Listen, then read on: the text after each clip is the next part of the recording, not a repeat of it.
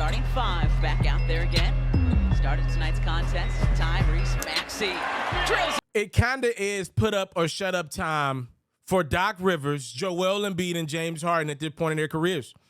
I don't believe Joel Embiid will play for another 10, 15 years. I believe we're seeing the best that this great, phenomenal talent has to offer right now.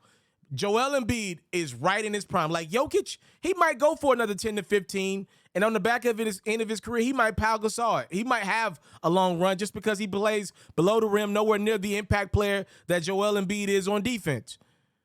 Embiid's prime is right now. He had injury concerns at the beginning of his career. I believe that to be at the end of his career as well. I hope it's not, but I just believe it to be that. Okay, James Harden, as great as he's been as an individual talent, has seemingly struggled when he's got to find a way to not only get himself involved, but find the balance between himself and star teammate. We've seen him struggle in a couple different scenarios, from the Dwight Howards of the world, obviously playing with KD and Russ first time around. They didn't get it done, even though they were really great. Obviously, the Chris Paul experiment was a complete disaster. The Russell Westbrook experiment wasn't good either. So now we are in Philly after the Kevin Durant and Kyrie experiment went down the drain. And I think for it to work, there's one important piece of the puzzle. And I need Doc Rivers to understand this. I need James Harden and Joel Embiid to understand this. This is my key to the Philadelphia 76ers success. We kind of saw glimpses of it last year, but I think this is the year where you have to see the whole 9 yards. The moment the Sixers realize that James Harden is just a point guard and Tyrese Maxey is their best scoring option, not named Joel Embiid, I think that's when the Sixers make some noise out east and at least get to the finals. I don't know if they can win the thing, but they need to get to the finals. If you look at how things played out last year, the Sixers lost to Miami. I don't believe they were beating Giannis and the Bucks anyway, assuming that Chris Middleton would have been able to come back if the Bucks would have got through, the Celtics. But Giannis and company lost. Milwaukee wasn't waiting for them in the next round. It was Boston. I believe the Sixers would have had a good chance to beat the Celtics.